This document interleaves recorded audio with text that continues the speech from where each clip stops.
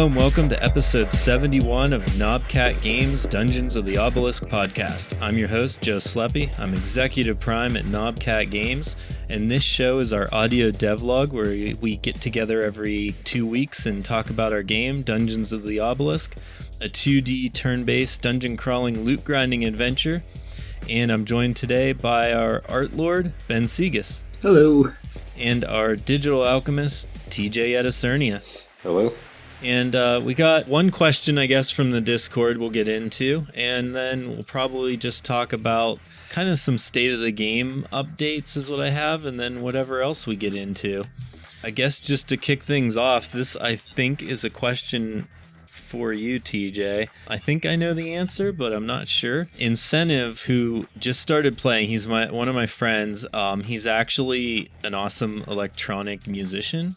So if you like any kind of electronic music, I think Incentive is worth checking out. And I went and looked, and his link is incentive.bandcamp.com, so it's pretty easy. But anyways, he asked about Steam cards. So I guess for anybody that doesn't know, like some games have collectible cards that drop in your Steam account as you play, and we don't have those. I think that's a question for you, TJ, because you're more familiar with the Steam API and stuff, and I'm pretty sure they're just not, our game isn't popular enough yet to add them. Yeah, I'm not entirely sure if it's one of those things where Steam checks your game. It's like, is this game at a certain level? And if so, you can have the cards. I'd imagine it's probably something closer to Steam achievements, where it is purely up to the designer to put them in if they want to. And then once they're in, set up what triggers how you get them. Like, is it through random actions? Is it something randomly, like you do a dungeon in-game, it tries to check, did you, I don't know, get a card somehow and just kind of toss it into the player inventory?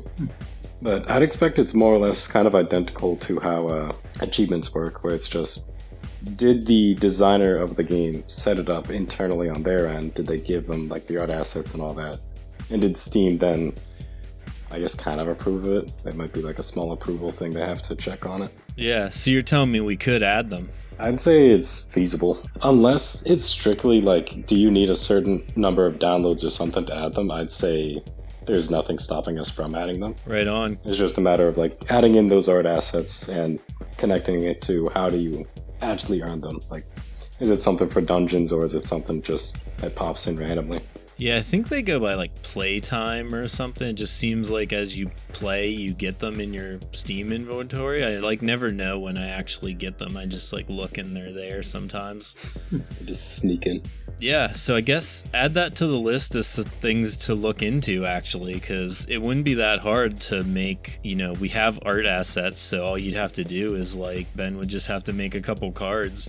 Yeah. Usually there's only, like, 5 or 10 cards anyways on even, like, the bigger games. I feel like it could have a cool little thing to have, especially, like, if there's one for every enemy, it's like, oh, have you killed a certain amount of this enemy, and then just toss a card to the player. I don't think they go by like achievements like that, though. I guess I don't really know anything about Steam cards. Yeah, I'm not really sure. I've never collected them. I don't really play on Steam, so I know I have like 5. Yeah, I know I've collected them in other games, and I have like upgraded ones for like a few games that I played, but I just like played and got them. I don't know that I ever like hit any like milestones or anything that gave them to me. I think it might just be based on like playtime and you just get them eventually. I could be totally way off. Speaking of that, I feel like we should add more Steam achievements if they're not like too hard. They're pretty easy to add. The biggest thing is just like decide how do you get them and what little art icon do we want to attach to it, and then good to go. Yeah, I'm pretty sure you made all those Steam achievements, right? I don't remember like writing those down myself. There's a strong possibility I did originally concept them. I don't think there's many. It's like 10 to 20. Yeah, I think you like named them and everything. And adding in new ones is just like quick little checks, so they're easy to add in. Right on. Yeah, let's throw that on the list too, I guess. I think there should be ones for like every 100 paragons. Oh yeah. Some stuff like that. Like I think those would be like easy ones. Maybe like having a certain amount of gold or spend crystals, that kind of thing. There's lots of stuff. We should brainstorm some of those. We don't have to do it all right now, but I think that should be added to the list. Good idea. Yeah, I'm a fan of them. Achievements for me give me something to reach towards in the game outside of the general gameplay itself. Yeah. Yeah, we should just take all the arbitrary goals that Vant has been doing and posting about in the Discord and just make all of those into Steam achievements for him. Be like a challenge accepted right there. So that wasn't the answer that I thought. I seem to remember during like development that we weren't like allowed to make cards. Like I remember being able to make the achievements and throwing those in pretty easy. Like because you just like did them and they were in.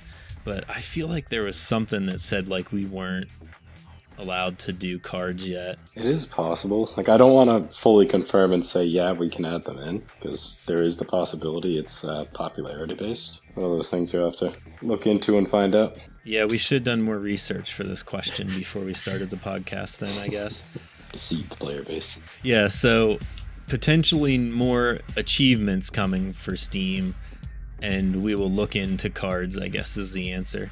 We also had one other, it's kind of weird, we don't have a lot of stuff that we can talk about this episode as far as like updates and stuff. We're working on some, I want to say bigger things that we can't really talk about until they're ready to put into the game. So we don't really want to get into too much of what you're currently working on, but I know you were working on some Playfab saving issues and stuff that some players were having. Yeah, so one of the things I'm working on now is Playfab itself has been updating the system. Can't blame them, they always do. I guess we should say Playfab is basically our servers, where our servers run and where we save player info and inventories too. Yeah, so parts of their update can also lead to changes in their code base or how things are being passed around. I feel like there's been a bit more instability in terms of making sure that save data is getting passed from player to server as it should be. So I want to look to see and make sure that what they've been changing on Playfab's end isn't affecting us, and just make general updates to how saving works to make sure it goes smoother. Because it's not like it's a complicated process. It's taking your save file, it's throwing it to the server puts it where it needs to go. So I'm just looking into that, making sure that whatever's going on in that little process is absolutely doing it properly and isn't getting lost into the void or messed up because they're changing up their own code base. Yeah, that's one of the super important things, because like in a game like ours where you're building a character forever basically, you don't really want to lose progress. I think that's like the quickest thing to kill player morale. Not the goal. Losing progress is painful. I was playing a game earlier and it's like 30 minutes of progress, the game crashes, 30 minutes are gone. Load onto a different game. Yeah. Yeah, and that's fair. Like I've done that too. Remember in the old Animal Crossing games where you had to like talk to that mole or something to like save or whatever? Yeah. Is that how it worked? Or he popped up and told you when you didn't save, like when you logged in again or something. But I don't even remember the specifics, but whatever the last Animal Crossing game was, like I was like playing it like super hard, and then like forgot to save after like 3 or 4 hour session, and then when I logged back in, that mole told me that I didn't save and I lost whatever it was. And I was just like, oh man, and I like dropped my Switch or whatever it was, DS I guess at the time, and it like broke, and then I never played again. So like I was kind of like laying on the couch and I was just like, oh man, I can't believe I didn't save, and I like let it out of my hand, you know, and it just like hit the floor and broke the screen. That's rough. That's what you're dealing with. We need to make sure our game is saving properly. Yeah. And it's always like, I don't think like people think about how hard it is. Like this is definitely something I didn't think about. Like you assume you get your server and the service and everything, and then your game would just save.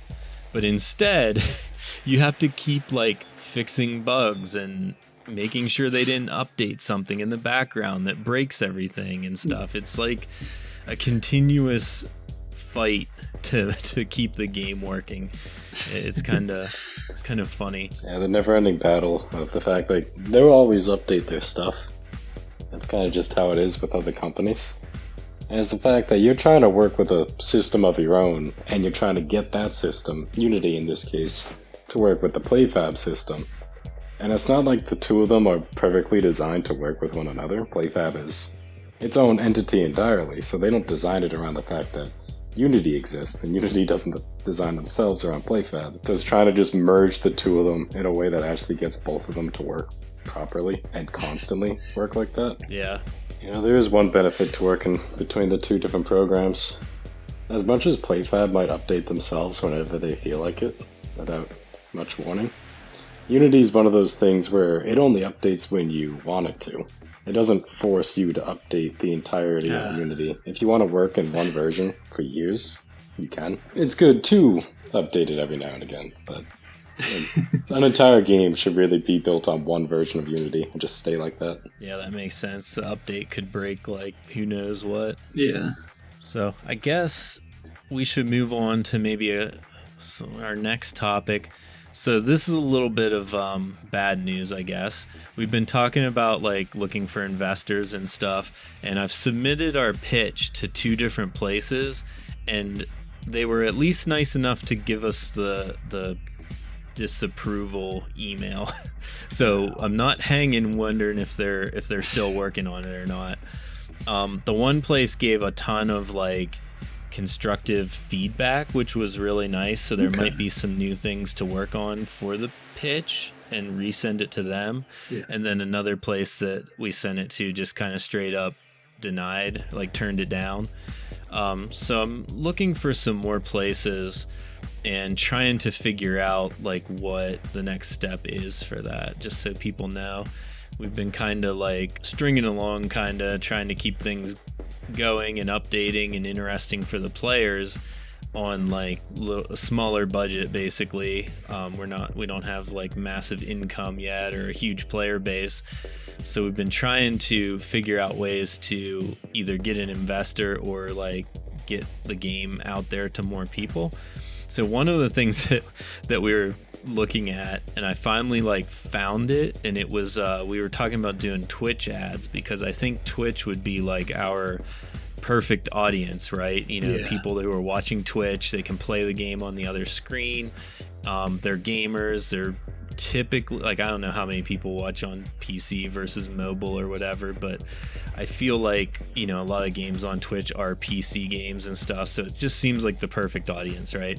They will have a minimum budget of like $40,000, I think, to like start an ad campaign with them. So if you ever wonder why it's like always like Mountain Dew and Doritos and Fortnite that are advertising on Twitch, that's probably why, because little guys like us are basically bumped out immediately. Sheesh.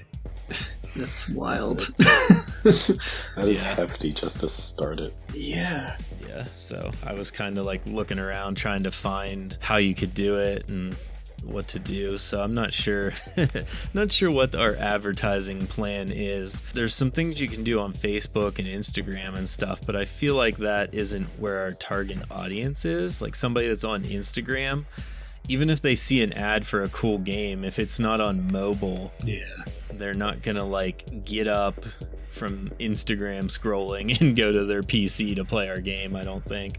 So I've been trying to brainstorm ways that we could work on that, but you know, it's an uphill battle. So that's kind of the main topics that we had on our list for today. I know this might end up being a short podcast unless we have anything else we want to kind of get into. I'm trying to think of any more information, anything to talk about. Event is over for the 1-year anniversary, I think. So can you still get ephemeral orbs right now? You can. I figured because of the little bit of issues that it started with, I'll just bump it out a few more extra days and a push and update. Yeah, that's fair. I saw the calendar ended though on the 1st, so Yep.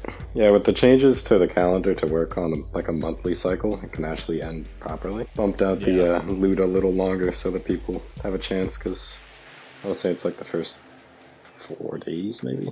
You couldn't get any. Yeah, they weren't dropping, and then we had the bug where they were working really well. Now they seem to... I think it's still a pretty good item. I haven't had as much time to mess around with it as I would have liked, but I think it's a good one to keep in the back of your inventory and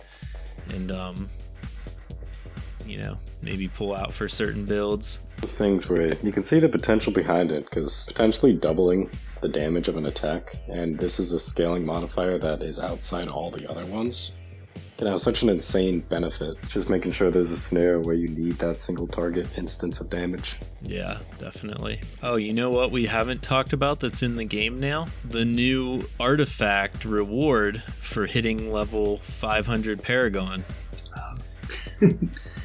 We haven't gotten to talk about that on the podcast yet because the last episode it wasn't out or in the game yet, and we kind of wanted it to be a surprise. Yeah. And then Vant hit level 500 before we got it into the game, so I had to just like give it to him. Yeah, there's now an artifact called Vant's Mettle that is a really cool demon face on a coin that spins around. You can unlock it if you hit level 500 Paragon, so that's something players can work towards now. Far from an easy goal, but worthwhile reward. Yeah. Yeah, I'm almost gonna hit 300. Yeah, So I'm over halfway there. technically it's not though. I think Vant said that from 400 to 500 is the same amount of experience as from 1 to 400. Jeez. If I remember correctly, I'm not sure how the math works, but it is exponential gains. Yeah. So it is a climb. It does get steeper and steeper as it goes because it's supposed to be functionally infinite, but not like practically infinite. I'm not sure if I'm saying the right words, but like it's supposed to get harder as it goes to keep you from getting real insane amounts of Paragon points, but it is potentially infinite if you keep playing. You know, there's always another level to gain, but they do get harder and harder as you go. You won't exactly hit the cap, but it'll be near impossible to reach a certain level. Yeah, I think Vance played since the test realm, so in a year it took him almost. I think he hit level 500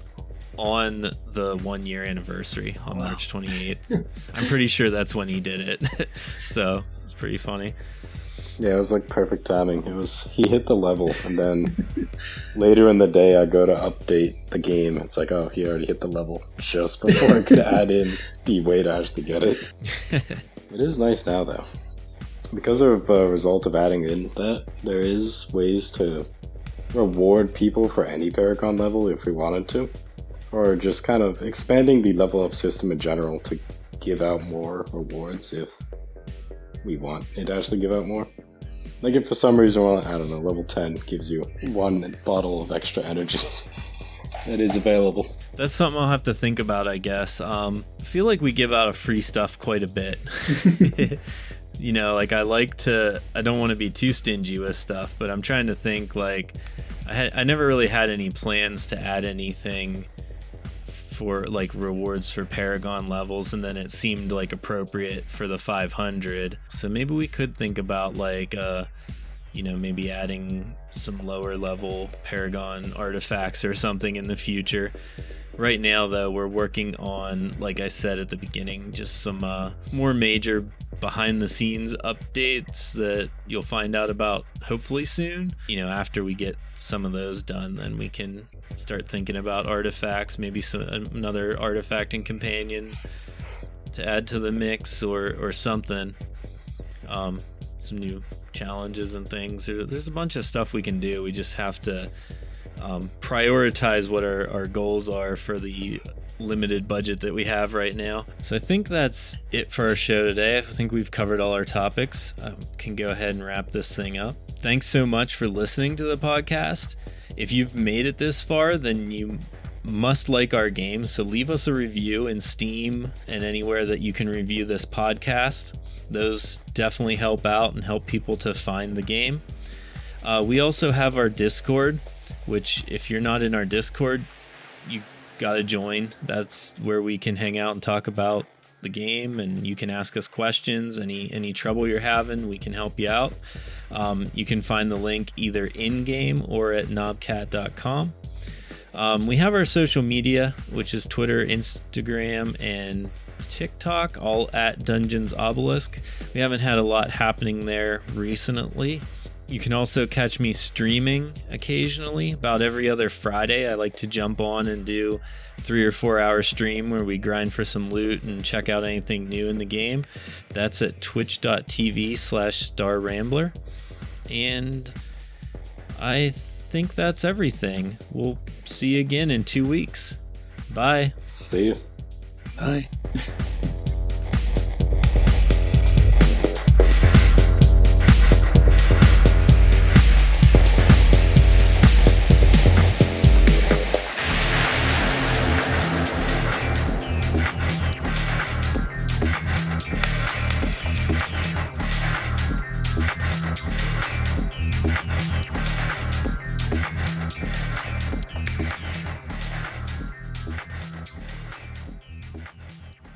Sheesh.